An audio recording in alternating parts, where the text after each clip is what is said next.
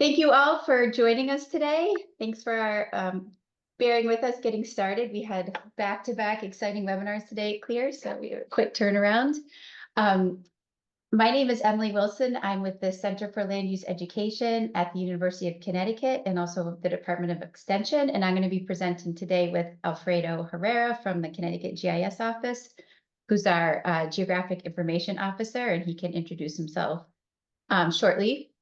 I just want to say that this is, I think, the second in our geospatial webinar series in partnership with the Connecticut GIS office. Our previous one is available for viewing on our mapping webinars website, which is on this slide. Today, we're going to be talking about some foundational information about GIS in Connecticut, where and how to find maps and data. On October 24th, we have scheduled a webinar about the parcel data itself. I'm going to be showing a little bit of that layer today in the demos. But if you'd like to learn more about it, how it's being created, where it's coming from, all of that, please sign up for that webinar on October 24th. And in November, on the 21st, Connecticut will be celebrating GIS Day at Mohegan Sun. There's a link here on the slide, or if you Google the Connecticut GIS Network website, you can learn more information there about that great event. This webinar is being recorded and will be posted on this website in a few days. And also we are welcome feedback, ideas for other topics. If you can email us at that Clear email, or myself or Alfredo, we have our emails at the end if you have ideas. Okay, so let's get started in today's webinar. We're going to talk about what I just said, the GIS landscape, where and how to find maps and data for Connecticut. Our general outline will be, what are the flavors of getting geographic data as a high overview? We'll talk about some sources for Connecticut and how do you tell that they are good sources and reputable sources and where to find them. I'll do a short demo of some of these things we're going to talk about. We'll share some ways to stay in the know. What is coming for Connecticut in terms of geographic data. And hopefully we'll have some time for Alfredo to dive into data.gov, which is, as we say here, the wild wilderness. And we should have time for questions. This is a 30-minute webinar, so we hope to keep it to that or shorter, and then we can have time for questions before or after. And I just want to state before we get started, this webinar is meant to be a foundational webinar for users of all capabilities. So the GIS professionals may find this to be review. Hopefully others find it digestible and not too complicated. But some of the terms and the ideas that we present here, we will be referring to in future webinars in our series. Okay, so to get started, what are the flavors for getting geographic data in general? This is true for our state. This is true for across the country and everywhere else. So the first and basic way is a static map. We've all used a road map, an atlas, and other things throughout our life. Here's a couple examples. I pulled out a few from my archives here. We all, oops, it's kind of blurry, have static maps and are pretty familiar with those. The next layer, I would say, are viewers. And so these are cases where the data has been grouped together, the layers together for a certain purpose, a certain reason, and it is interactive and there's some tools, so it takes that static map to the next level. Then we have services, and these are ways to connect to layers over the internet. And so just very briefly how this works, that people that have these data layers and potentially services or other technologies, I always picture them sitting in the basement with no windows, although we all know that's not actually the case. Put those layers and those data sets through some kind of technology, and it comes out the other end as services. And there are different kinds of services, and that they are put out there on the web to be consumed by anybody else. So there's a lot that happens behind the scenes to get these out to people, but this is really a great way to connect to geospatial data, and we'll see that today. And then finally is data download. Having data locally does have its benefits. And we'll talk about that. It also is complicated. Okay, so let's weigh these different options. First, talking about static maps, and here's some criteria on the left side that I came up with. A static map probably looks nice. It's probably very pretty. It probably contains mappy things like legends and north arrows and scale bars and things that make us feel comfortable. They're usually easily printable if they're in a format of, say, a PDF or some other image. They are obviously not interactive or searchable. What you have is what you get. They cannot be combined with other geographic data using coordinates, and they cannot be used in GIS analysis. And there's not updated, right? It's static. That's why it's called a static map. And it requires no software. Unless you're looking at a PDF, you might need a browser to open that. So viewer. A viewer is probably pretty if someone put it together well. They're not always pretty, but they probably look pretty nice. They often do contain some mappy things that we like to see, but not always. Sometimes they're printable. Printing from a map viewer is harder than it might seem. I am a big fan of screenshots for printing, and we'll continue to hammer that point home. They, of course, are very interactive. That's one of the benefits, and searchable. And in some cases, other data layers can be added to them. They can be used in analysis if those tools are pre-programmed into that viewer. And because the viewer is connecting to services, it is updated. So if somebody providing that service does a data update, updates their service, you are automatically getting that update in that viewer because it's connecting out to those data sources. And usually viewers are accessible online and they don't require any installed software. So a service, I mentioned what this is before. A service is probably not very pretty. It might have symbology, so it might look nice in that way, but it's really a standalone single data set. So it does not contain the things that you would want to have around your data set, like mappy things. It's not easily printable unless you take a screenshot. It is very interactive, but all the other tools happen when you consume that service inside something else. So can it be combined with other geographic data? Yes, absolutely. That is the whole point of them.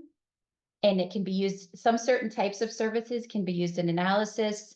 They are updated and they do require software. So finally, downloading geospatial data. It's probably not too pretty unless it comes with a symbology file. It does not contain any of the stuff on its own. These downloaded files have to be accessed through some sort of software on the computer, which then is what enables all of the tools and searchability.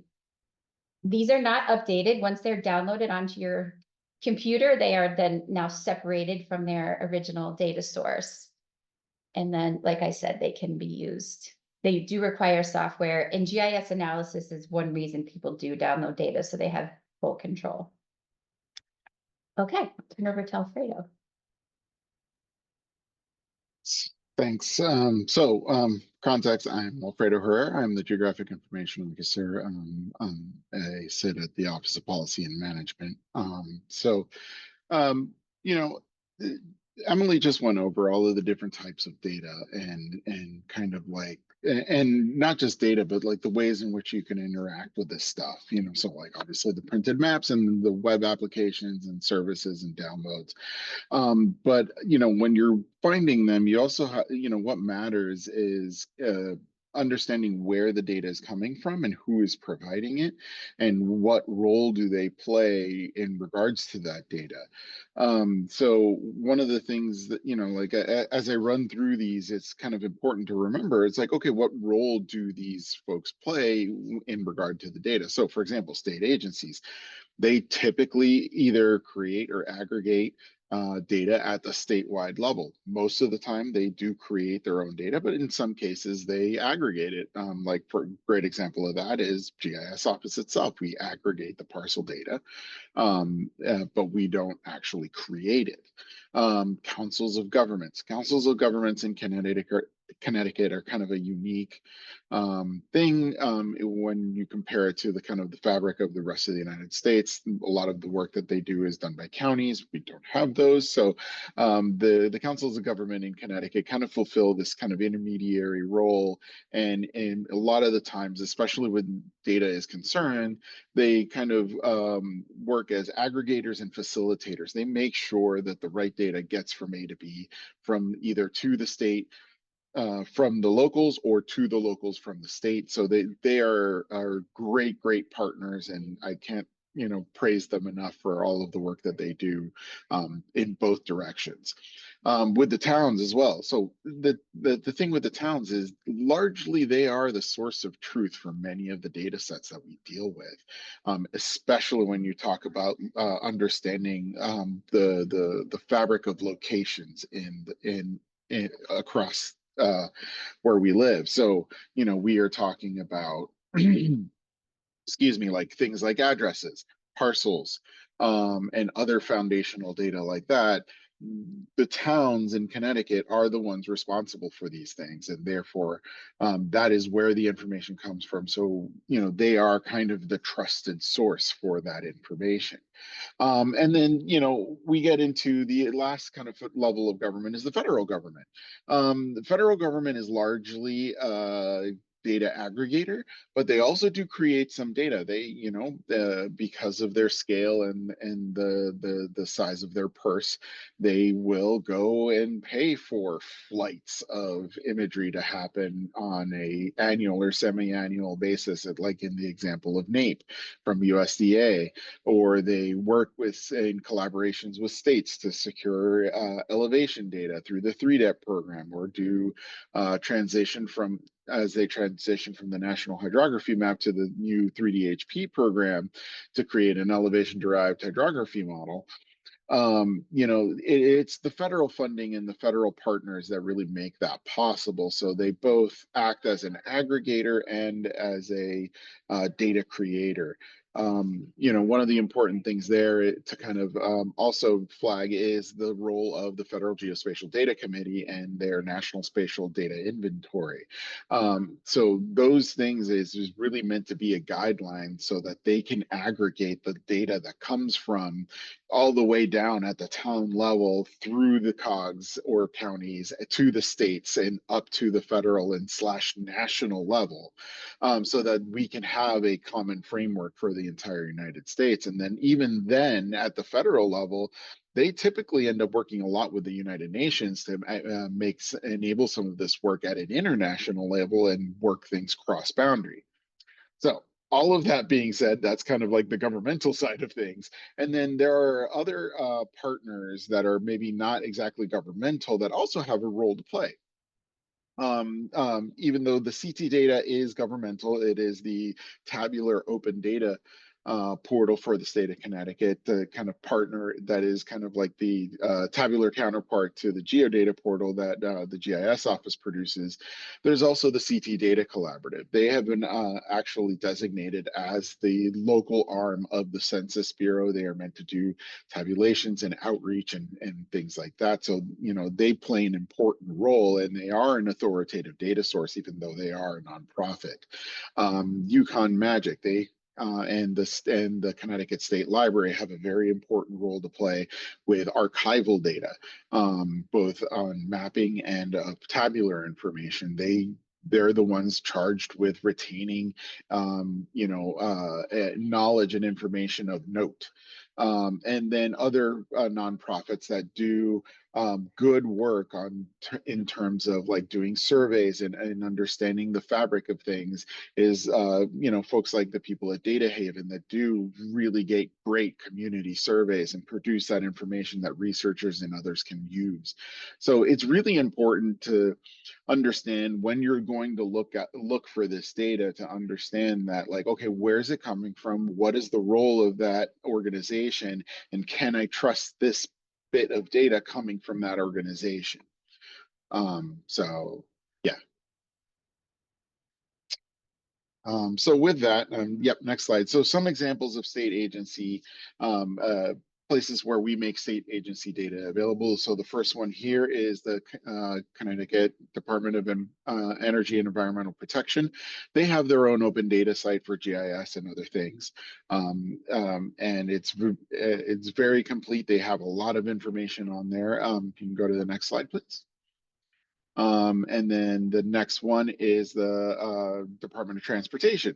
Once again, they produce a lot of data, a lot of visualizations, a lot of static maps, a lot of kind of all of the above that Emily was talking about earlier, but they only publish their the things that they are responsible for. So when we came on board in 2022, we were like, okay, we need to make sure that people know where to find this information and they can find it in a single place. So if you can go to the next slide, we created the Connecticut Geodata portal. So the nice thing about the Geodata portal is in the kind of the core principle that we started out with was we want to aggregate all of the data that's in these existing portals. So we want to make sure that we grab the data from DEEP, we grab the data from DOT, we even grab the data from CT Eco and others as they come on board. And we want to make sure that there is no wrong door to access this information. We do still have some challenges in kind of accessing the tabular data set from the open data portal, but largely because we are focused on the geography of things, we want to make sure that we only geo-enable those data sets that actually make sense to geo-enable, but then we also do other things to kind of make sure that you can use that tabular information, like publishing data sets like the municipal boundaries with the FIPS codes attached to it so that you can join census information or other tabular information to it very easily. And that really makes it an incredibly powerful tool from that perspective. I think that's all I had for that.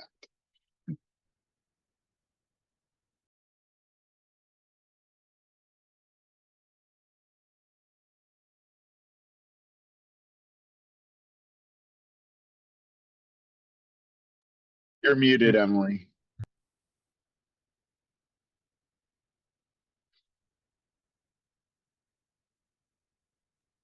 Okay, sorry about that.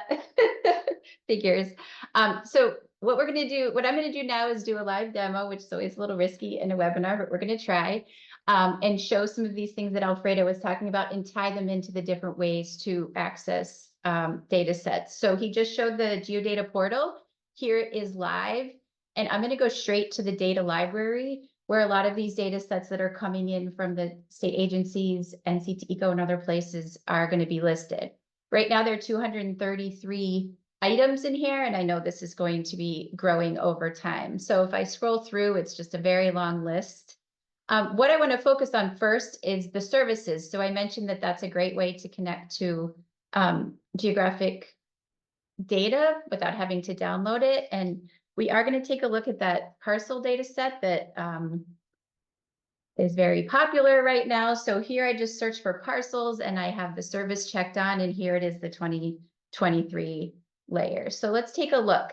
Now this kind of entry is going to be the case for all of the places that are sharing data through this particular Esri open data software. So it can be our state agencies, it might be from other places in other states, other organizations in the state. So these kinds of this way to access is universal throughout this method. So the first thing I want to mention here is at the top, see how this is checked authoritative. So Alfredo was talking about where you find data and making sure that it's a reputable place. So that is one way to know that it's being shared to the Geodata portal as an authoritative layer. So there are some other options here, but what I really want to go to is this view full details. And so this is an item page for this particular layer. There's a lot of great text here, which gives background and information about it, which is very useful to have.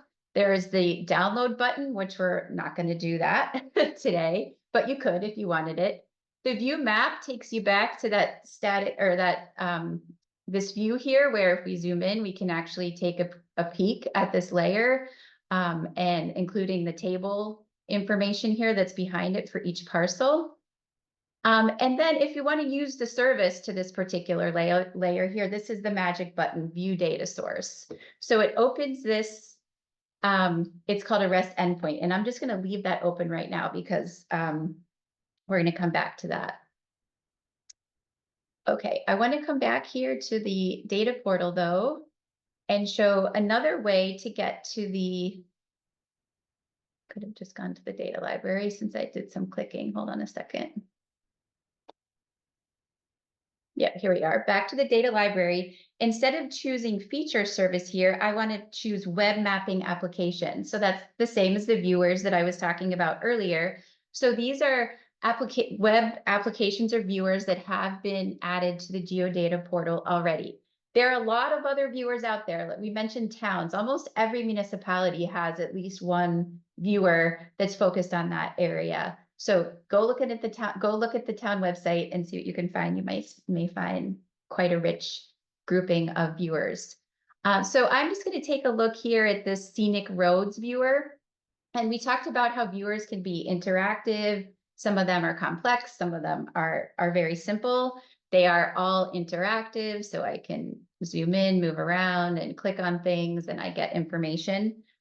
This particular viewer is simple in terms of its layer. It just has this scenic roads here. This is coming from DOT, but it has a lot of tools, so its functionality is actually fairly complex. There's a lot you can do with it.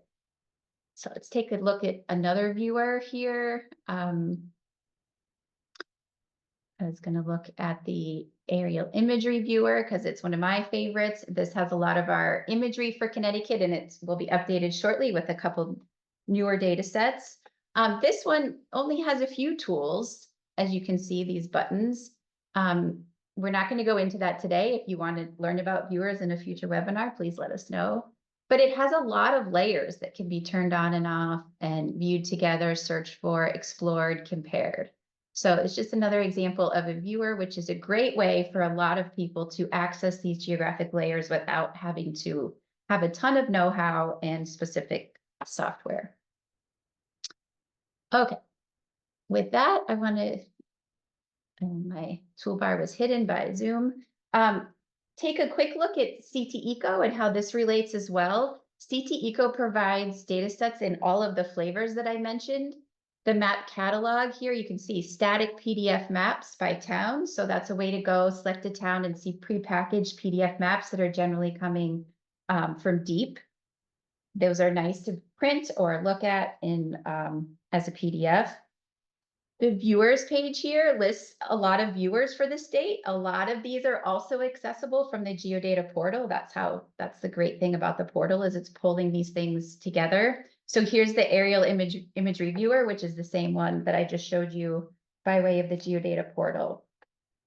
On CT Eco, we do add some help pages, and in some cases, there's some other information about those particular viewers.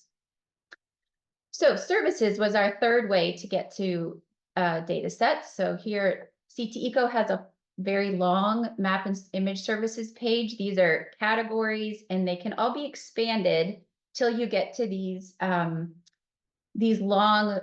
URL. These links are the way that we're going to connect to the services. So what I want to do is just go down to the imagery here. This is our new 2023 statewide imagery, which is recently available. And I'm just going to open the link to this one that's hiding up here again in the new tab. And we can see that endpoint, and we're going to come back to that in a minute. Jeez. Okay. So back to the CT Eco website. One last thing I want to mention is the fourth way to get the data, which is the data download. There are a few different ways to get some of our aerial imagery data sets for the state from CT Eco. This is different from that GeoData portal download I just showed you, which usually works best with vector data, which are points, lines, and polygons. These are image data sets, which are made of pixels. So they do a little bit better over here for data download. Okay, so the last thing I want to show you is how do you connect to these services in a GIS. This could also be done in WebGIS and other places, but just to demonstrate how this is a great way to get some of the data sets. So I'm going to start with ArcGIS Pro. Actually, let me go back to my browser so I can get these links. And I'm going to copy this link. This is the parcels link that we opened earlier from the GeoData portal. And I'm just going to add, oops, click too quickly, add this layer from path and add this right to my map here in Pro. And you can see that that layer is coming straight in directly from the service in the GIS office, and I'm going to add this other one, which is the imagery one that I opened. And now I'm going to get the zoom in so it has a chance to draw the 2023 imagery. So there are other ways to connect to these things in ArcPro. CT Eco does have some help pages about how to do that, but for the purpose of the demo, I just want to show how this works, that this is a great way if you find a service on any of these different sites that we look at, or you find that they can be added directly to GIS. I want to do the same thing that I just did here in QGIS, if we have QGIS users. The way to add a service in QGIS is to go to Layer, Add Layer, and down here, Add REST server layer. So this one has a little extra step here that we're going to connect to that resource first. So I'm going to put this, I'm going to call this CT Eco Images. And my trick is I like to go down to just services so we can see the whole thing here. Okay, and then when we connect to that, now I am seeing all of the things that are available on that server that I can add to my map. And I'm going to pick the Ortho 2023 and add that right here. You can see it came in. I'll do that for the parcels as well. So these are coming from a different data source. So I'm going to create a new connection to that. And I'll go down to services here as well. Okay, now I can connect to that source. And I know this is called Connecticut State Parcels. So I can add that here. And now in QGIS, just like in ArcPro, I have, oops, zoomed like crazy. I have added these two data sets together in this map now that I can do my own mapping work, add other local layers or anything else that I want to do. Okay, so I need to stop zooming so and give it a chance to draw to show you how it works. Here, the parcels are coming in. Okay, so hopefully that was a good demo to show you kind of the different flavors, the different ways to get some of these things at some of our state resources. So how do we find out about new things coming to Connecticut and to these different sources? There are a few ways. One is the GIS listserv. There's a link here. This is from the GIS user-to-user network. It's a useful place to ask questions and also get updates. The GIS office newsletter comes out quarterly. Alfredo puts this together in his team that includes updates, and that's available on the Geodata portal, and he does share that with the list as well. So if you're on the list, you will see that. We do post some updates on the CT Eco blogs homepage, as well as LinkedIn, and maybe there are others. If there are others you'd like to see, places that help us get the information out, please let us know. Back to you, Alfredo. Yeah, so here's a couple of examples of data sets that are coming soon. And so I know Emily was just talking about the 2023 imagery. So as you guys saw a little bit ago in the live demo, that's kind of what that looks like. That's fantastic. It's 3-inch imagery with 4 bands, so you actually get the near infrared as well. We have very high density LiDAR elevation data. Just for context, to throw out the numbers, it's 15 points per square meter in the inland region and 20 points per square meter on the coast. So as you can imagine, it's a lot of points, trillions and trillions of points. I think we estimated the point cloud to be about 50 terabytes. Because of that extreme density, we're able to produce a 0.5 meter DEM product that Emily's going to help us publish, but we're also going to be able to do 1-foot contours. Interestingly, we've had 1-foot contours from the 2016 data, but because the point density on this new data set is so much higher, these will look different and they will look more accurate and they will capture much more information. Like in the picture you see there in the top middle, you can actually see the flow lines and the actual slope of the parking lot there and the hills of the green areas in between. So that, you know, this is even though it is a similar product to what we've had before, it is significantly better. Beyond that, we're also getting building footprints. So every structure larger than 100 square feet in the state is going to be captured. We estimate that's going to be about 1.9 million buildings. And then along with that, we're also getting a 3D version of those buildings in what's called level of detail 2. So instead of it just being like the simple extrusions of like a block that you might see in like Apple Maps or Google Maps, we actually have like roof details like pitch roofs and some dormers and air handling units on the tops of buildings. So it actually looks a little bit more like what it actually does. And then in the other kind of highlighted data set that's coming soon as well is a new version of the parcel data set. So we are required to collect that data every year. And every year we endeavor to take that data, harmonize it, synthesize it, and publish it as an updated version of the parcel data set. So all 1.3 million parcels in the state will get their ownership information refreshed as well, along with the assessed value and all of the various other information that's included in that data set. So the parcel data set includes about 40 or so fields of information that you can use to kind of mix and remix. And then we also publish a seamless statewide CAMA data set. So that's just the assessor's database without the geometry. And that data set includes 136 fields. So there's significantly more data in there, and there is no shortage of things that you can do with that data. And along with the release, we're, because we're going through the effort of producing a new data set, we're also going to make sure that the viewer that makes it easier to use is also updated with and to go along with the new technologies available now from the Esri platform. So we always want to make sure that as we release the new data, we take a look at the derived products for that data and make sure that they also stay up to date with the information. So if you want to go next. I So think we're right at about 1:30, so we'll just do this really quickly, and then we can yeah, keep talking about it after if people can stay.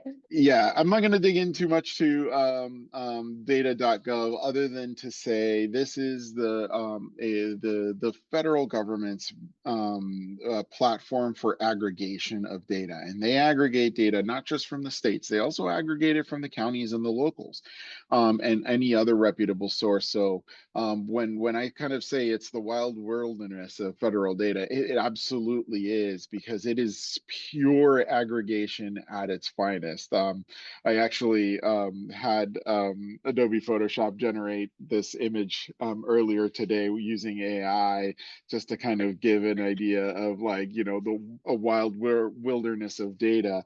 Glad to see that it did a pretty okay job at that. But needless to say, like, I think data.gov has like well over 380,000 data sets available on it at varying degrees of kind of scale. So some of it is very, very hyper local level, hyper local to like a town or even a neighborhood, or some of it might be county, some of it might be state, some of them might be national, some of it might be from some private provider that covers a very unique area that covers all sorts of weird boundaries. So this is kind of where what Emily and I were talking about earlier in this presentation really comes into play, in really understanding who the provider of the data is. And like, you always hear a lot of people talking about metadata and how important it is, and this is why. Because if they provide good metadata for the data that they are providing, you can understand what you can do with it, what you can't do with it, what are the limitations, who's providing it, how it was created, how it was aggregated. All of those things should be in there, and the better that is done, the more you understand how and how not to use any particular bit of data. So Great. thank you. Okay, that brings us to our ending here, and I understand that the chat is not the way to ask questions. Please do that in the question and answer box. If you have a question, type it in there and we'll do our best to answer it. Are there good search bars on these sites? Someone asks. Yes, I that I assume will this is like say. address search, Well, just or general is that search.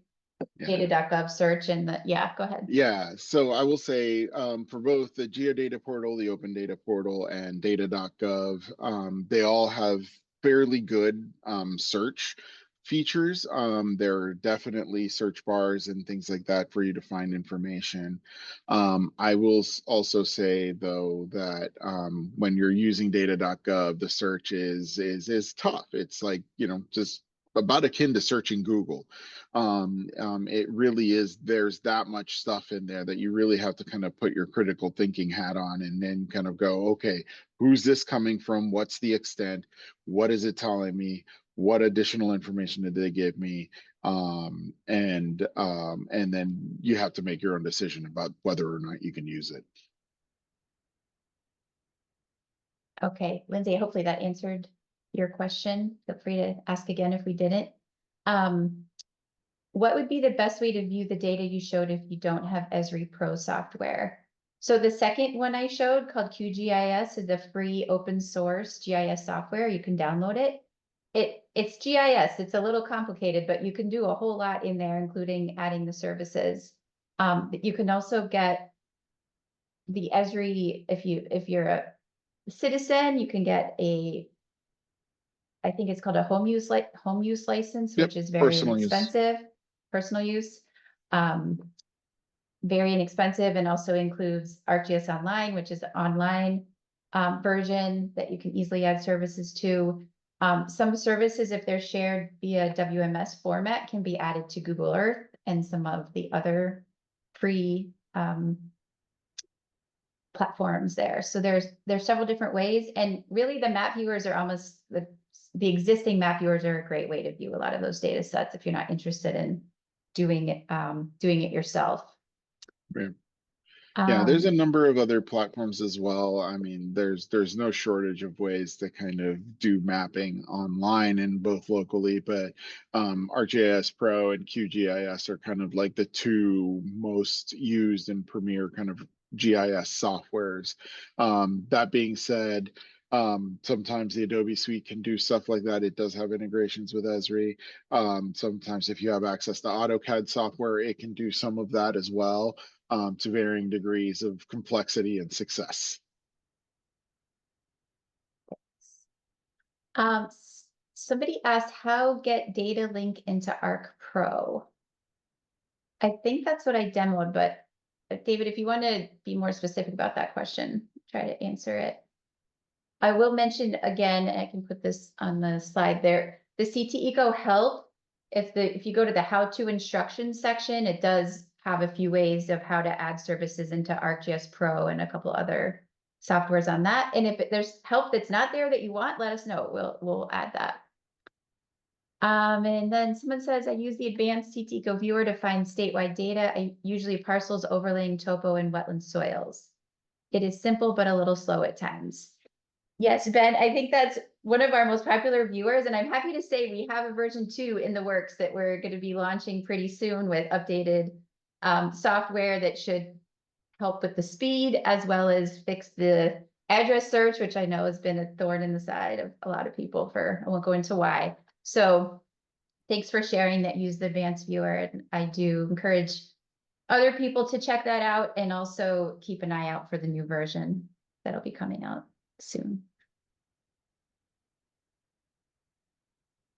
Okay, I'm not seeing any other questions. We can give it maybe one more second, but if not, thank you all for attending.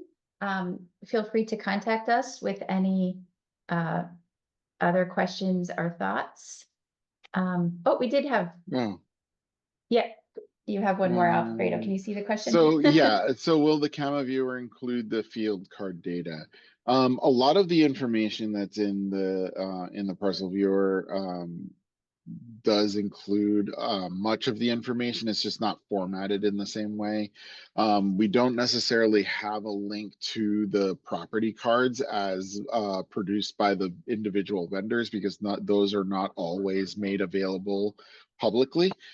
But the information in the data set is exactly the same information that would populate the property card. So the answer is both yes and no. Okay, thank you all for attending. We hope to see you on the next parcel webinar and future webinars as part of this series. Thanks.